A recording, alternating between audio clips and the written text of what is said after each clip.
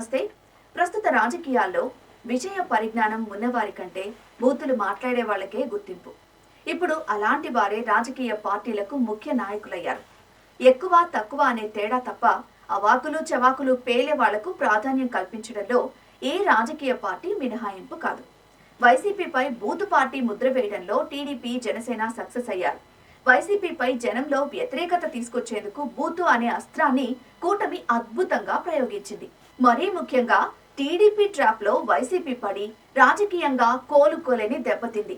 151 assembly స్థానాల నుంచి 11 సీట్లకు పడిపోతే తప్ప తాము చేసిన తప్పులేంటో వైసీపీకి తెలిసి రాలేదు. ఈ మధ్య కాలంలో ఆ బూతు మరకను పోగొట్టుకునేందుకు వైసీపీ కృషి చేస్తోంది. ఇదే సందర్భంలో అధికారాన్ని అడ్డం పెట్టుకుని కొందరు టీడీపీ సానుభూతి పరులు అవాకులు చవాకులు పేలుతున్నారు. గతంలో వైసీపీపై ఏ ముద్ర వేశారో ఇప్పుడు టీడీపీ సానుభూతి పరులు బూతు పరులుగా మారుతున్నారు. వైఎస్ జగన్ సతీమణి భారతిపై సభ్య సమాజం అసహ్యించుకునేలా మాట్లాడిన టీడీపీ యాక్టివిస్ట్ పై ప్రభుత్వం మొక్కుబడిగా చర్యలు తీసుకుంది. గతంలో తమపై అసభ్యంగా మాట్లాడారని, కించపరిచే పోస్టుల్ని పెట్టారనే కారణంతో వైసీపీ సోషల్ మీడియా యాక్టివిస్టుల్ని నెలల తరబడి జైల్లో ఉంచారు.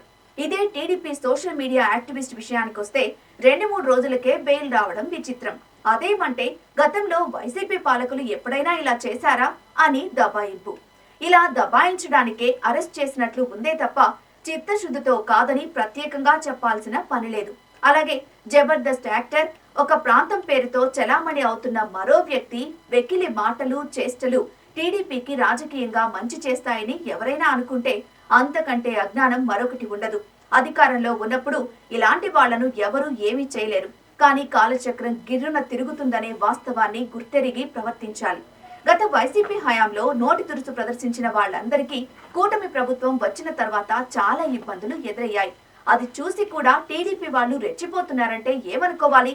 అయితే అధికారం కొందరు టీడీపీ సానుభూతి పరుల్లో అహంకారాన్ని నింపుతోంది. రాజకీయ ప్రత్యర్థులపై నీచంగా మాట్లాడడం, పోస్టులు పెట్టడం యథేచ్ఛగా సాగుతోంది.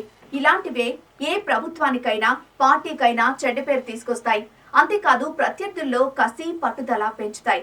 టీడీపీ సాను బూతు పరులు ఇప్పటికీ చాలా హద్దులు దాటారు. అదంతా వైసీపీ రాజకీయంగా మేలు కలిగించేదే. కానీ కీడు మాత్రం టీడీపీకే. అసలే జగన్ 2.0 అంటున్నారు. రేపు జగన్ అధికారంలోకి వస్తే అనే ఊహ కూడా టీడీపీకి మింగుడు పడ్డం లేదు.